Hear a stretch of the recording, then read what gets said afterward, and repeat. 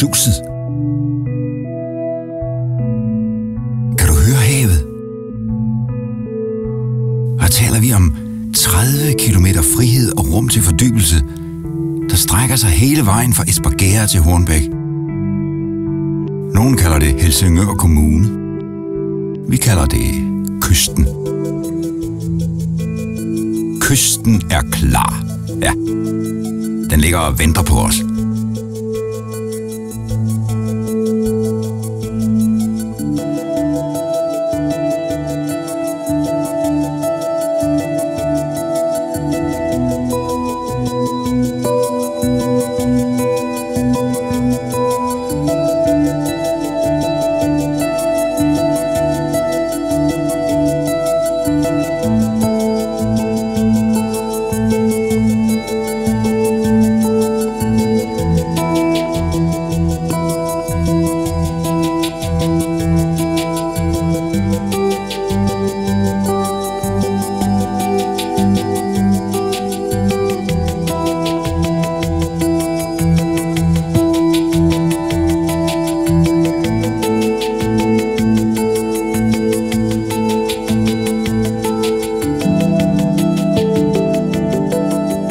Står foran et brusende hav med en flad horisont spredt ud i synets bredde, så får man følelsen af at eje hele møget. At det hele er dit. Ja. Jeg bevares, der er der nogen, der har privat strandgrund med lysthus, klitroser og vandski daskende om fødderne fra badebroen. Men resten af kysten er til os, der sænker skuldrene og slapper af. Bare ved lyden af måger. Føler os hjemme, når havet er lige i nærheden.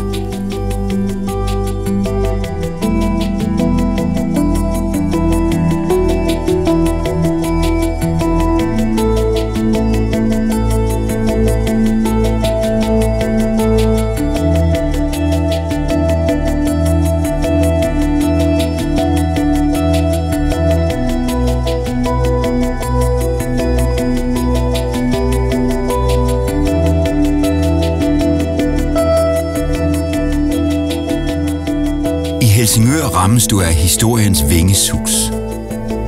Der er ikke noget at gøre. Siden 1200 hvidkål har bløde brosten i smalle stræder med karakteristiske bindingsværkshuse skabt enestående rammer for et pulserende byliv.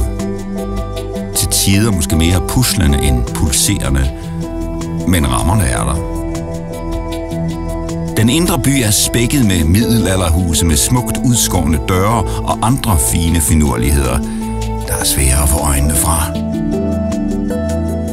I den ydre by fortæller utallige hjemmesvejsede havelåger historier om arbejdslivet på et skibsværft, hvor man fik øgenavne som nødbremsen og persillegardneren og jo, det snigende gulvtæppe. Før byggede vi skibe. Nu bygger vi store kulturoplevelser på kulturværftet. Huset er ikke kun knivskarpt designet og smuk som bare pokker. Det rummer også en dybt litterær og kulturel indsigt, kombineret med en blæret udsigt til svenskerne. Nå ja, og så lige et overdådigt renæssanceslot med plads til opera, fortællerfestivaler og en tung fyr, der hedder Holger i kælderen.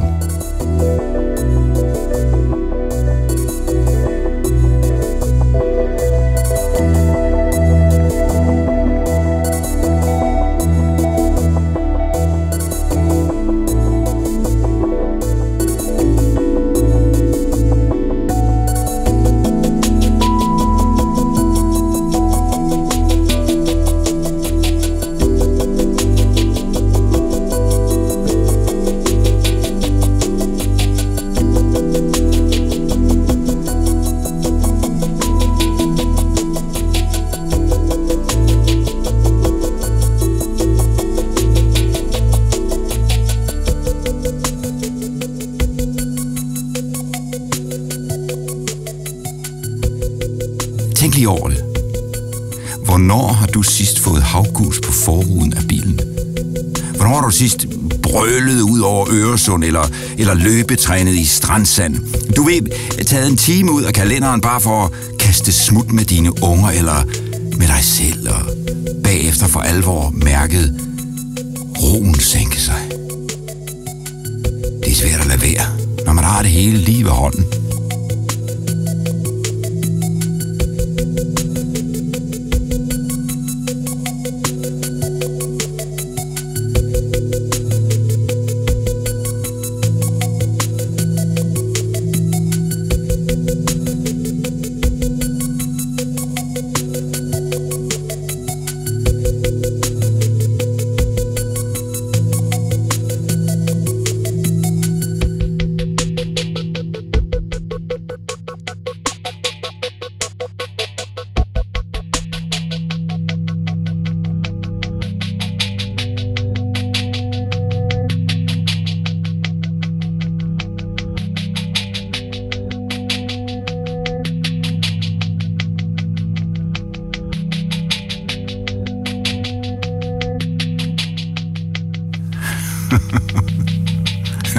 Virker det lige lovligt afslappet? Jamen sådan er det. Her sker nemlig ikke en skid. Og det er perfekt for sådan nogen som os. Os, der lever livet med masser af mylder i hovedet, larm på jobbet og flimmer på mobilen. For os er det både befriende og absolut nødvendigt at komme hjem til et sted, der kan alt det modsatte. Hvor der er ro og plads til at tømme hjernen, til at lade op. Når hverdagen er skemalagt, og weekenden pakket med berigende og levende kulturliv, så trænger du til at blive blæst igennem, til at få fødderne i saltvand og til at se langt. Helt ud forbi anden revle og over til de svenske lyskæder.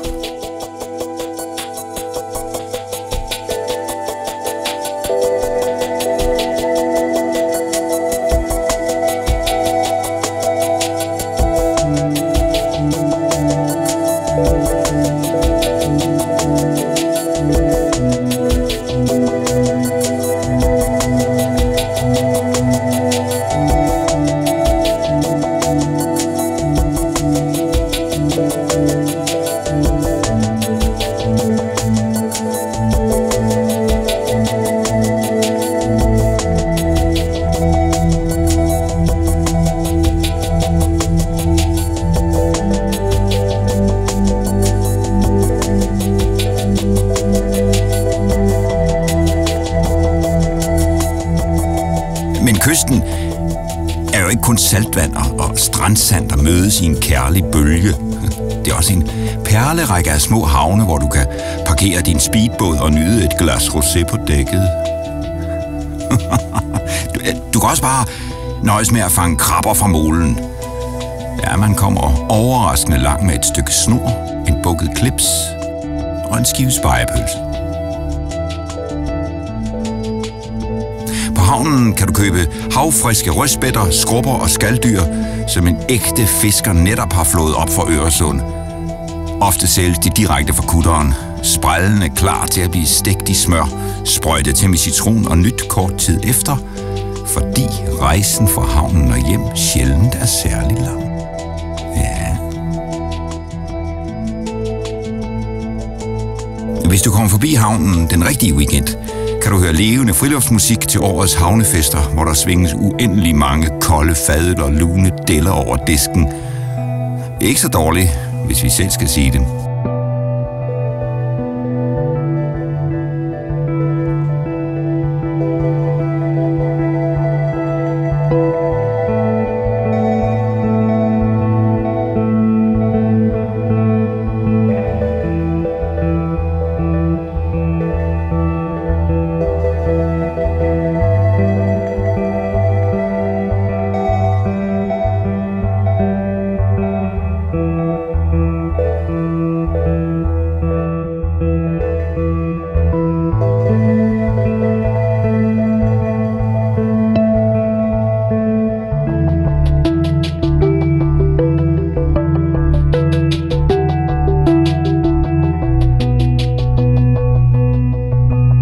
Her ved kysten kan du tage på skovtur ved stranden. Eller omvendt. Kysten har nemlig masser af skov i baghaven, hvor hunde går tur med deres mennesker, og hvor skovbunden er spækket med kridhvide anemoner og rødkindede løbere. Eller bare ren og skær skovbund.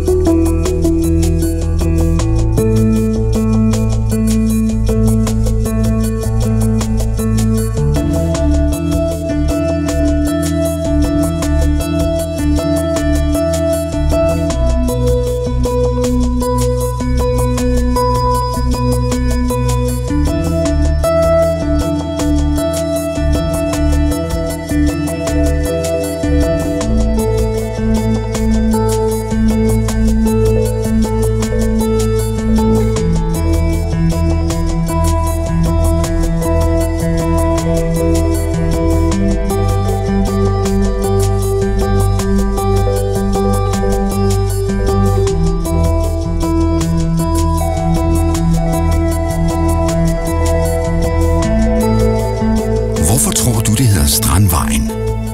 Ikke Vandvejen eller Stenvejen, men Strandvejen. Hele kysten er spækket med fine strande, der giver sugende feriefornemmelser i maven og sand i skoene. Der er liv på de strande hele året rundt. Vinterbaderne går over Strandvejen i badekåber og sutsko og dypper deres modige kroppe i iset havsuppe.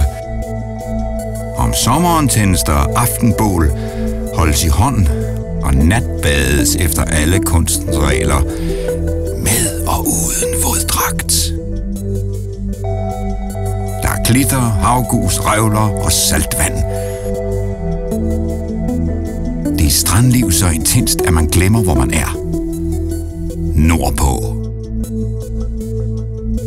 Nogen kalder det Helsingør Kommune. Vi kalder det kysten.